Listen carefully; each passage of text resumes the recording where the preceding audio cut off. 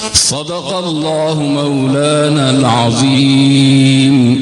إن الله وملائكته يصلون على النبي يا أيها الذين آمنوا صلوا عليه وسلموا تسليما.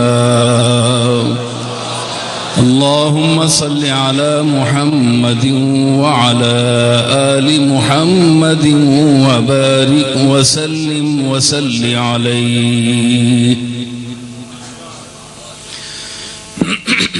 معزز سامعین، حاضرین و ناظرین، علماء کرام، ارباب نسبت رسول،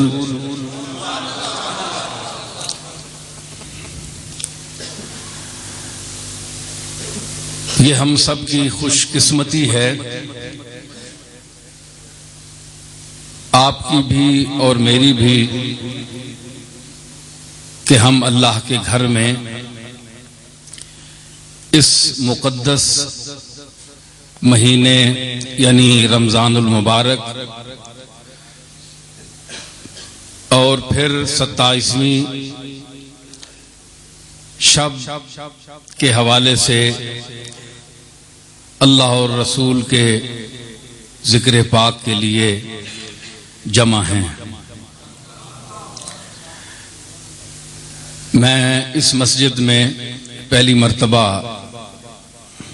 حاضر ہوا ہوں اور غالباً 1 سال قبل سے ان لوگوں کی خواہش تھی، اور پھر حاجی افتخار صاحب اس بازار کے حوالے سے بھی ان کے ساتھی تھے، انہوں نے بھی اصرار کیا.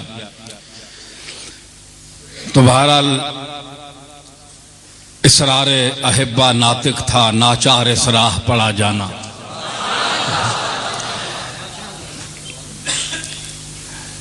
وقت کم ہوتا ہے اور پھر میں گوناگوں مصروفیات سے دوچار ہوتا ہوں، اس لیے کیونکہ یہ کوئی میرا پیشہ نہیں ہے. جہاں ارباب ذوق اور محبت بیٹھے ہوں، جمع ہوں، تو ما حضر نہ میں کوئی خطیب ہوں نہ کوئی علم کا مجھے دعویٰ ہے.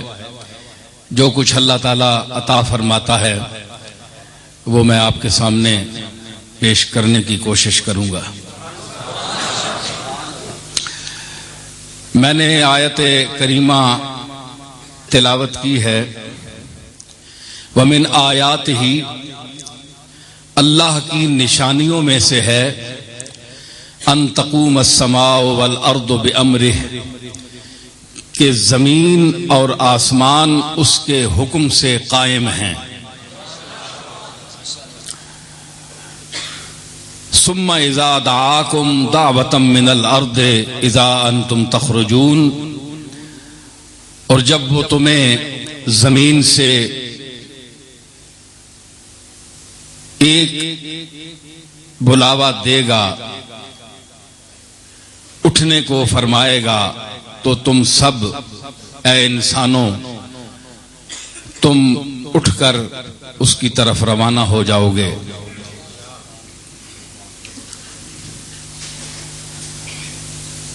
وَلَهُ مَنْ فِي السَّمَاوَاتِ وَالْأَرْضِ كُلٌّ لَهُ قَانِتُونَ، اور زمینوں اور آسمانوں میں جو کچھ ہے یہ سب اسی کا ہے، اور سب کچھ جو کچھ بھی ہے، چاہے وہ ذوی العقول سے اس کا تعلق ہے یا غیر ذوی العقول سے ہے، جاندار ہے یا جاندار نہیں ہے، جامد و ساکت ہے، متحرک ہے یا غیر متحرک ہے، نظر آتا ہے یا نظر نہیں آتا، کسی علاقے میں ہے، کسی جہان سے اس کا تعلق ہے، آسمان میں ہے یا زمین کی تہوں میں ہے، ہر چیز اس کی مطیع ہے، فرما بردار ہے، کسی کی یہ جرت نہیں ہے کہ اس کے حکم کے سامنے سر تسلیم خم نہ کرے۔ پھر فرمایا وَهُوَ الَّذِي يَبْدَأُ الْخَلْقَ، وہی ذات ہے، اسی کی ذات ہے۔ یہ انداز جو ہے یہ عجیب ہے، وَهُوَ الَّذِي، اور وہی تو ہے۔ اس کا جو مفہوم ترجمہ آتا ہے وہ یہ ہے، وَهُوَ الَّذِي، وہی تو ہے، يَبْدَأُ الْخَلْقَ، جو تخلیق کی ابتدا کرتا ہے، جب کچھ بھی نہیں تھا۔ دیکھو نا، ایک چیز نہیں ہے، اس کا وجود ہی نہیں ہے، تو آپ دنیا میں سے کوئی چیز بھی لائیں گے، اس کے عناصر کو ترتیب دیں گے، تحقیق کریں گے، تدقیق کریں گے، اس کے بعد ایک اور چیز آپ بنائیں گے، تو اس کا مادہ وہ تو دنیا میں ہے نا۔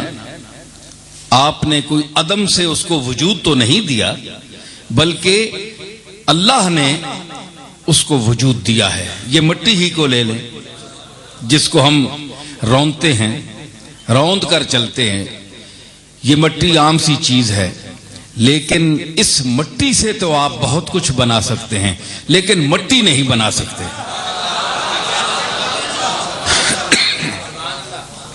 یعنی مٹی سے مورتیاں بنا سکتے ہیں، پتھروں سے بت بنا سکتے ہیں، مجسمے بنا سکتے ہیں، لیکن پتھر کی تخلیق نہیں کر سکتے،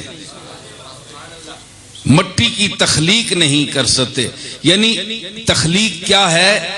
عدم سے ایک چیز کو وجود میں متشکل کرنا، عدم سے وجود دینا، غیب کو حاضر کرنا، معدومات کو موجودات میں تبدیل کرنا۔ یہ بدیع السماوات والارض کا کام ہے، جو بدیع ہے، بالکل نئی چیز پیدا کرتا ہے۔ اور یبدأ الخلق، وہ تخلیق کا سلسلہ از سر نو شروع کرنے والا ہے۔ کسی کو پتہ ہی نہیں تھا کہ دنیا میں کیا ہے کیا نہیں ہے۔ جب انسان ہی نہیں تھا تو شعور تو اللہ نے انسان کو دیا ہے نا کہ یہ دوسری کائنات کی چیزوں کا ادراک کرے، تو جب انسان ہی نہیں تھا تو وہ ادراک کس چیز کا کرتا ہے؟ اربوں اور کروڑوں سال پر یہ محیط جو کارخانہ عالم ہے، یہ پوری دنیا ہے، زمین و آسمان ہیں، پہاڑ ہیں، یہ تخلیق آدم سے پہلے اربوں سال ان کا وجود پہلے ہے۔ لیکن